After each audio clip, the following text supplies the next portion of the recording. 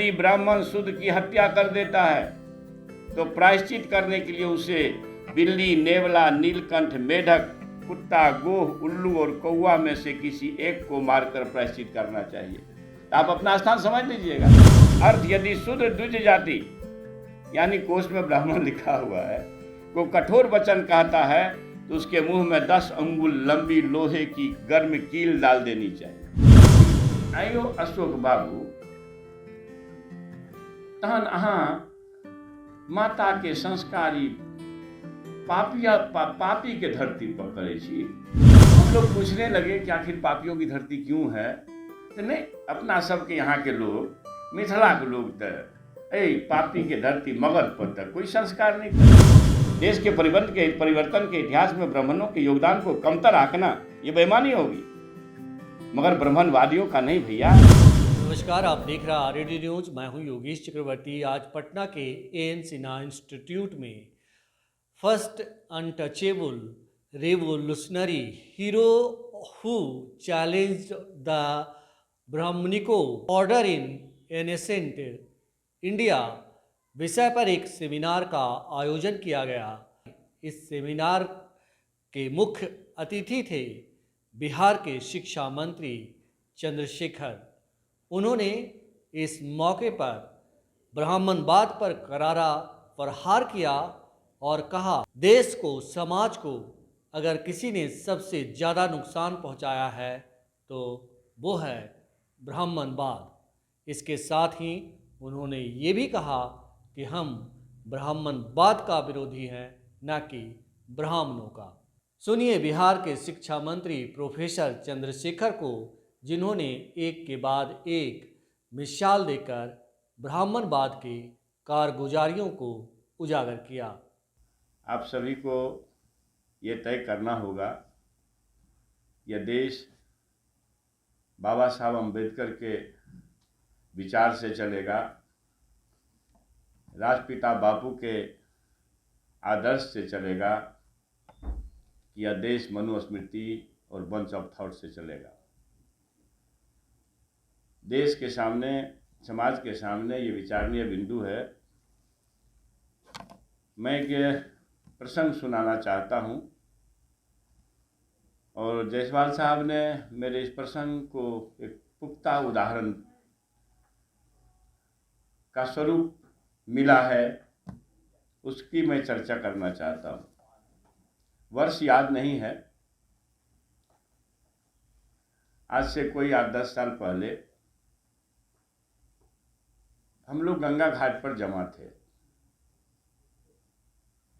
अवसर था, दुखद अवसर था कि पूर्व मंत्री बड़े भाई अशोक कुमार सिंह जी, ये सोनवर्षा के प्रतिनिधि होते थे विधानसभा के, उनके माता का देहावसान हुआ था।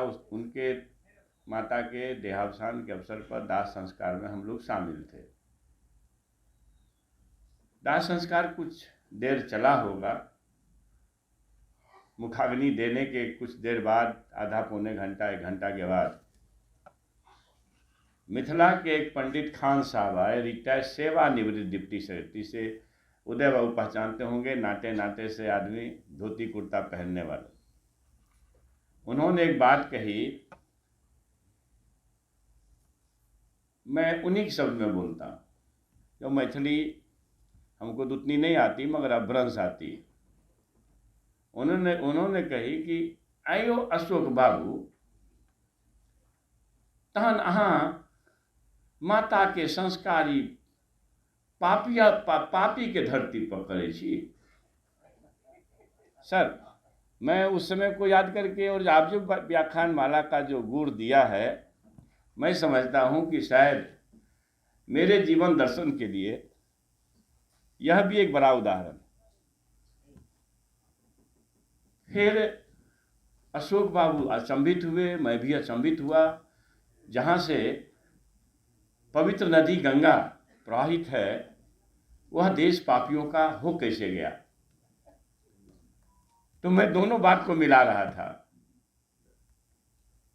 हम लोग पूछने लगे कि आखिर पापियों की धरती क्यों है, तो नहीं, अपना सबके यहाँ के लोग, मिथिला के लोग ए पापी के धरती मगध पर तक कोई संस्कार नहीं करी, अहाँ केना करे छी। कारण पूछे तो कारण बता ना पाए। उसके कुछ दिन के बाद मैं सोच नहीं पाया कि क्यों ऐसा क्यों हुआ। उसके कुछ दिनों के बाद डॉक्टर कृष्णनंदन यादव एमएलए होते थे अतरी से, सर जी के गांव के, माने जिला के अतरी से। वो हमको पकड़ के ले गए और ये पढ़ाए कि साहब देखिए, वाल्मीकि रामायण में एक प्रसंग है कि तथागत बुद्ध नहीं है, तथागत और उनके अनुयायियों के साथ ऐसा सलूक करना चाहिए जैसा कि एक चोर के साथ किया जाता है। दुनिया में तथागत के है कितना है आप सभी लोग जानते हैं, सब बुद्धिजीवी हैं। अगर दुनिया में तथागत की उपाधि किसी एक व्यक्ति को मिली है, उसका नाम है युवावस्था में सिद्धार्थ और फिर बुद्ध, तथागत बुद्ध।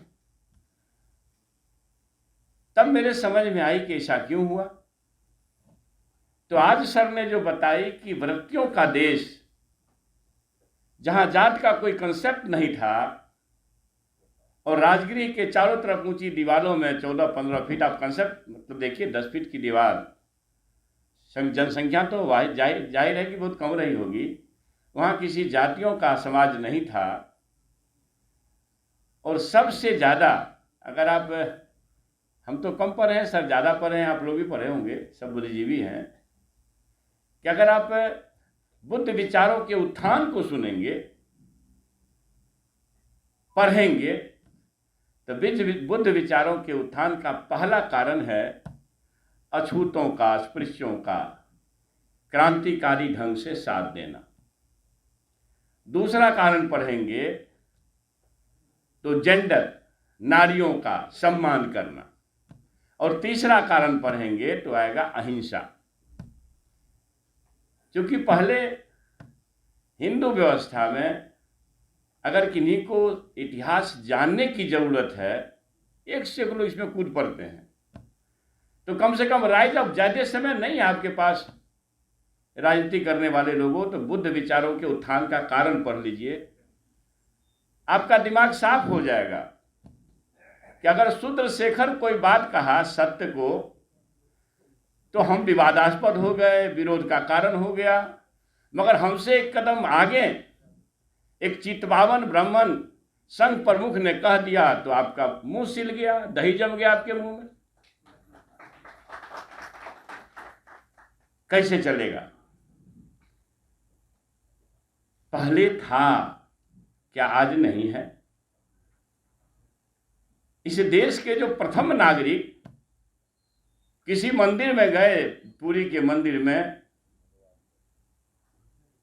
और धर्मपत्नी भी साथ में थी, लेकिन पाखंडियों ने इतना भी बर्दाश्त नहीं किया, गर्भगृह में जाने की इजाजत नहीं मिली। ये देश है हमारा। और जिनको रोका, इस देश में शूद्र कहलाने वाले कम से कम नारियों को जोड़ दीजिए तो 97% से तो कम नहीं होगा। तो क्या आप देश को मनुस्मृति से चलाएंगे? क्या मनुस्मृति का छोटा भाई बंच ऑफ थॉट से चलाएंगे? बड़ा भाई है, छोटा मत समझिएगा। और ये प्रयास चल रहा है, ये प्रयास चल रहा है, ये फेडरल कंसेप्ट को ही खत्म करने वाला। और आपको याद दिलाना चाहता हूं, जो क्रांतिकारी लोग होते हैं ना, रैशनल होते हैं, पता नहीं वो भूलते ज्यादा है, और जो शूद्र बनाई गई जातियां हैं वो भी ज्यादा भूलते हैं। आपको पता है पिछले पार्लियामेंट में, जो नया पार्लियामेंट गठित हुआ है 2019 में, इसमें संविधान के प्रेम्बल को बदलने का प्रयास किया गया। ये सच है कि नहीं? अगर मैं झूठ हूं तो 100 जूते खा लूं। प्रयास हुआ, और मैं इस देश से, मुझे गौरव है सामाजिक न्याय के योद्धा आदरणीय लालू प्रसाद यादव की पार्टी राष्ट्रीय जनता दल का एक बेजोड़ सांसद मनोज झा जी अगर न होते तो शायद वो प्रेम्बुल बदल जाता उस दिन। अद्भुत है, हम देखते हैं, तर्क भी करते हैं, मगर मानते नहीं। कौन बचाएगा देश को? इस राज्य के एक मुख्यमंत्री के पद पर आसीन व्यक्ति, ज्यादा दिन नहीं हुआ, हमको लगता है 14-15 का मामला होगा। जीतन बाबू मांझी मधुबनी के एक मंदिर में पूजा अर्चना करने गए, मुख्यमंत्री थे तो धौस में तो पूजा हो गई, मगर लौट करके आए तो गंगा जल से धो के पवित्र किया गया। क्या ऐसा देश बना करके भाई आज चल रहा है ना? क्या किसी ने उन पाखंडियों का, जिसने गंगा जल से धोया, जिसने मंदिर में जाने से राष्ट्रपति को रोका, उनके जीभ काटने पर 10 करोड़ नहीं 10,000 का भी घोषणा किया? नहीं, ये देश दो ढंग से चलेगी क्या? काफी है। मुझे इस बात का दुख है कि आज पढ़ा लिखा समाज कहां जा रहा है, क्यों अपनी जिम्मेदारी से आप भाग रहे हैं। एक प्रयास हो रहा है कि उच्च शिक्षा को रोका जाए, क्योंकि उच्च शिक्षा में ही विचार पढ़े जाते हैं, अम्बेडकरवाद पढ़े जाते हैं, गांधीवाद पढ़े जाते हैं, लेनिनवाद पढ़े जाते हैं, मार्क्सवाद पढ़े जाते हैं। इसके लिए 13 पॉइंट रोस्टर को खत्म किया गया था। बुद्धिजीवी आप ज्यादा जानते होंगे कि अम्बेडकर साहब खत्म हो जाएंगे। प्रतिमा अम्बेडकर साहब, बाबा साहब अम्बेडकर साहब की प्रतिमाएं कहां तोड़ी जा रही है, जब पता कर लीजिए। संघ शासित राज्यों में चलाई जा रही है, संघ कहने में कोई हर्जा नहीं मुझे। बीजेपी शासित राज्यों में चलाई जा रही है, मूर्तियां तोड़ी जा रही है। क्या दुश्मनी है भाई मूर्तियों से? इसका मतलब समूल नष्ट करना जिसको चाहते हो, इस समाज के लोगों, देश बचा लो।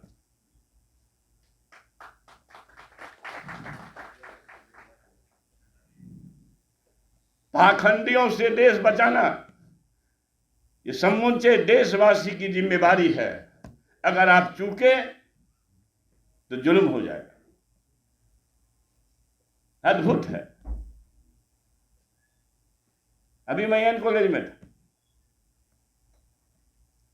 मैंने कहा कि प्रभु परमात्मा ईश्वर खुदा अगर है, मानते हैं, तो भाई मर्यादा पुरुषोत्तम प्रभु श्री राम तो सबरी के जूठ पर खा लिए। क्यों? ये दर्शन है, ये दर्शन है कि साहब जात पात ये गंदा चीज है, इसको छोड़ो। मगर हमने आपने क्या किया? भगवान जी का नाजायज आशीर्वाद लेने के लिए बिना पढ़ले हमारा बेटा हाकिम हो जाए, बिना दवाइए के मेरा तबीयत ठीक हो जाए।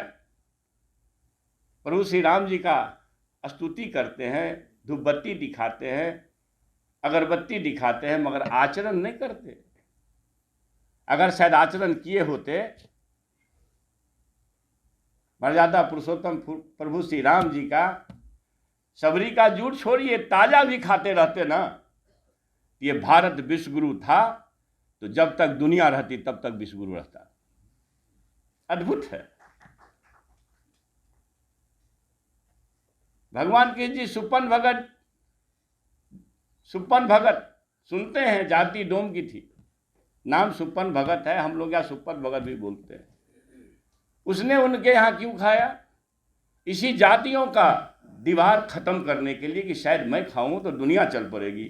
मगर भगवान को भी हम लोग ठग लिए, धूपबत्ती दिखाने का पर्याय बना दिए, मगर उनका किया न करते। आपको आश्चर्य होगा, मैं गौरव से कहता हूं, मैं जिस इलाके में पैदा हुआ हूं, कोसी सीमांचल के इलाके में एक देव की बहुत ज्यादा पूजा होती है, बाबा धमराज जाने जाते होंगे इस इलाके में। और आपको यकीन होगा नहीं, शायद हर 5 हिंदुओं के घर में उनकी पूजा जरूर होती है। और बाबा धर्मराज का चरित्र क्या है? 300-400 वर्ष से पहले की कहानी नहीं है। हमारे यहाँ ही सहरसा में केतली वंश से लेकर के आप फिर उसी इलाके की कहानी है ये। बाबा धर्मराज क्या महसूस किए होंगे उस समाज में कि उन्होंने जो अपनी टीम बनाई अच्छे लोगों की, उसमें मुसलमान देव मीरा साहब को साथ रखा। देव तो बाद में हुए, वो उनके दोस्त थे।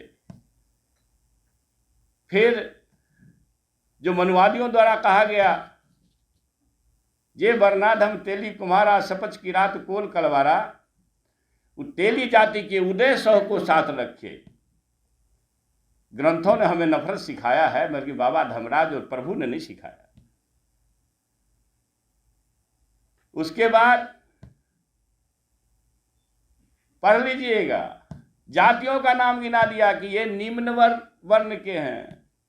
आबिर जवन की रात खस सपच आदि अत्यद रूप जे, अहिर से लेकर के चंडाल तक अत्यंत पापरूपी हैं धरती पर।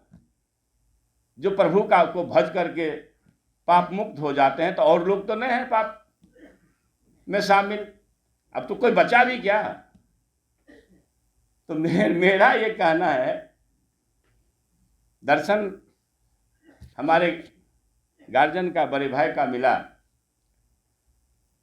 कि देश को मनुस्मृति से चलाने वाले लोगों के प्रयास को समझना चाहिए। देश को बंच ऑफ थॉट के लेखनी से फेडरल स्टेट के कंसेप्ट को ही खत्म कर देना, समाजवाद, समता मूलक, संप्रभुता, लोकतांत्रिक कंसेप्ट को खत्म करके देश कहां जाएगा। काल पहले का याद कर लीजिए, जब भगवान बुद्ध को अवतरित होना पड़ा इस धरती पर।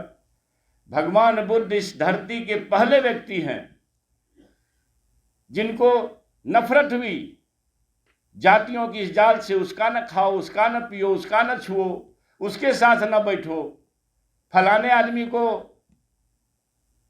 कफन पहन के रखेगा, पुआल पर सोएगा। इसी देश में, केरल स्टेट में त्रावणकोर राज था। ज्यादा दिन नहीं हुआ है, 150 वर्ष पहले हुआ है। हमारी माता नंगेली को अपना स्तन तक दान करना पड़ा है इस समाज को। फिर भी समाज जागृत ना हो। आज भी नंगेली का बेटा मंदिर नहीं घुस सकता है, सबरी का बेटा मंदिर नहीं जा सकता है, और सुप्पन भगत का बेटा मंदिर न जा सकता है। तो कौन सा देश बनाना चाहते हो नफरत वालों? बताओ तो जरा सामने आकर के। मगर एक छद्म हिंदूवाद, छद्म राष्ट्रवाद को सामने ला करके नफरत वो करके जो देश बनाना चाहते हैं लोगों, उनकी बात को क्या हम अंगीकार करें? ये दुखद बात है। मैं, टाइम ज़्यादा हो गया होगा चूंकि शेड्यूल मीटिंग है, आए तो समय पर, मगर चाय पिलाने में 15-20 मिनट लोगों ने लगा दिया। जिस मनुस्मृति के कुछ छंद को पढ़ता, बंच ऑफ थॉट वहीं से निकला। मनुस्मृति के अध्याय 2 श्लोक 135 पृष्ठ 70। ब्रह्मणम 10 वर्षम तू 7 वर्षम तू भूमिपम पिता पुत्र विजानियाद ब्रह्मणास्तु तयो पिता। 10 वर्ष का ब्राह्मण और 100 वर्ष का क्षत्रिय पिता पुत्र के समान होते हैं। ब्राह्मण क्षत्रिय का पिता के बराबर होता है। क्या यही सिद्धांत लाना चाहते कि जिसको देखो ना उसको मानो, जिसको महसूस न करो उसी को मानो? बिना देखे, बिना महसूस किए हुए मानना ठीक बात है क्या? ये तर्क का विषय है जो सर बोल करके गए हैं। दूसरा श्लोक है मनुस्मृति का, अध्याय 8 श्लोक 270 पृष्ठ 443। एक जाति द्विजातिम अस्तु वाचा दारुणया छिपन काटना जिह्वा आया प्रापुह अच्छेदम जघन प्रभो ही सह। अर्थ दिया है, अगर कोई शूद्र द्विज को कठोर शब्द से संबोधित करता है तो उसका जीव काट देना चाहिए, क्योंकि वह नीचे से उत्पन्न हुआ है, नीच से उत्पन्न हुआ है। फिर उसी ग्रंथ के अध्याय 8 श्लोक 271 में लिखा है, पृष्ठ 443 में ही 443 में, नामी जाति ग्रहम त्वेषांग अभिद्रोहेन कुर्वतः निक्षेप्यो अयो महा संकुल ज्वल अन्ना से 10 अंगुला। 10 अंगुल का छर बोल के गए हैं। अर्थ, यदि शूद्र द्विज जाति यानी कोश में ब्राह्मण लिखा हुआ है को कठोर वचन कहता है तो उसके मुंह में 10 अंगुल लंबी लोहे की गर्म कील डाल देनी चाहिए। कई है, एक और पढ़ देता हूं। अध्याय 11 स्मृति, श्लोक 131, पृष्ठ 626। मारजारन कुले हत्या चासम मंडुकम एव च स्वगोध उलुक काकांश च शूद्र हत्या व्रतम चरेत। इसका क्या माने है? यदि ब्राह्मण शूद्र की हत्या कर देता है तो प्रायश्चित करने के लिए उसे बिल्ली, नेवला, नीलकंठ, मेढक, कुत्ता, गोह, उल्लू और कौवा में से किसी एक को मारकर प्रायश्चित करना चाहिए। तो आप अपना स्थान समझ लीजिएगा, कौन सा स्थान पर हैं हम। ये मानते कि आज नहीं चल रहा है ये विकृति, तो राष्ट्रपति को तो नहीं रोका जाता ना, मुख्यमंत्री को तो नहीं रोका जाता ना। 1970 के दशक में बाबू जगजीवन राम इस देश के, मुझे जहां तक याद है, उप प्रधानमंत्री थे और शायद, अगर मुझे जानकारी पक्की है या मैं स्मरण कर रहा हूं, उस समय वो डिफेंस मिनिस्टर भी थे शायद।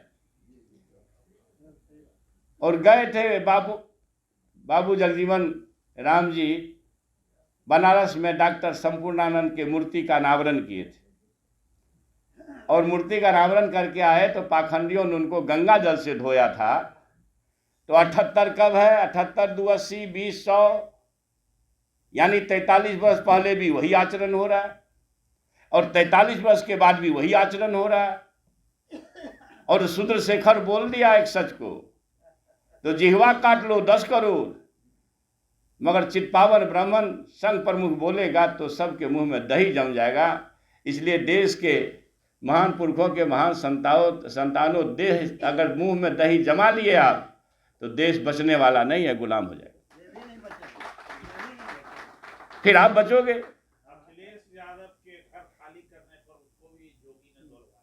अब देखिए मुख्यमंत्री का, ठीक करें, मुख्यमंत्री का घर जिसमें 4-4 बार मुख्यमंत्री, उनके पिताजी भी रहे थे, उसी में वो भी रहे थे, उनको भी गंगा जल से धुलवा दिया। तो कहना ये देखिए वैचारिक संघर्ष है, विचारों का संघर्ष है। ब्राह्मणों को क्यों दोष दूं? ब्राह्मणवाद को दोष है, क्योंकि ब्राह्मणों का अगर स्वतंत्र भारत के स्वाधीनता संग्राम का अगर स्मरण करेंगे तो योगदान कम नहीं है। चंद्रशेखर आजाद से लेकर के खुदीराम बोस तक 10 क्रांतिकारियों में 8 ने अपने जान की आहुति दी है। उधम सिंह के साथ तो वो भी है। देश के समाजवादियों के इतिहास में भूमिगत रह करके आंदोलन लड़ने वाला गरीब लोगों के लिए अगर ब्राह्मण जाति का सवाल है तो चारू मजुमदार से लेकर के दीपांकर भट्टाचार्य के योगदान को कम नहीं किया जा सकता है।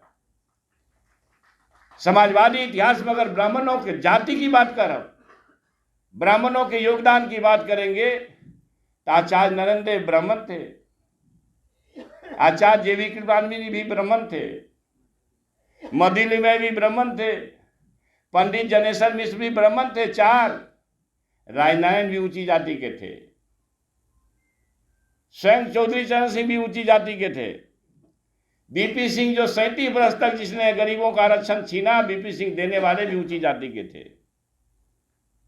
यूसुफ मेहर अली, हमारे यहाँ के बाबू बीपी मंडल साहब, भूपेंद्र बाबू मंडल जो अध्यक्ष होते थे, जननायक करपी ठाकुर, फिर दूसरे थे कहाँ कोई। तो ब्राह्मणों का देश के इतिहास में फिर बाद नहीं, ध्यान रखिएगा, देश के परिवर्तन के इतिहास में ब्राह्मणों के योगदान को कमतर आंकना ये बेईमानी होगी।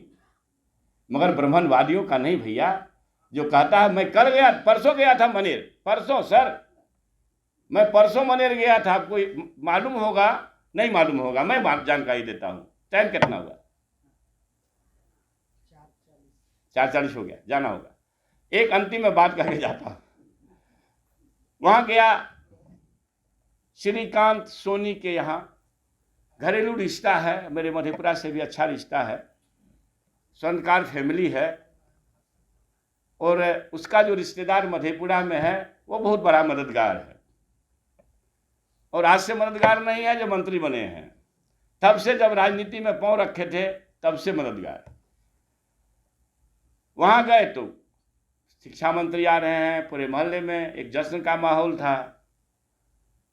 तो वहां लोगों ने जब जानकारी दी कितना भयंकर भयावह है, जानकारी क्या दी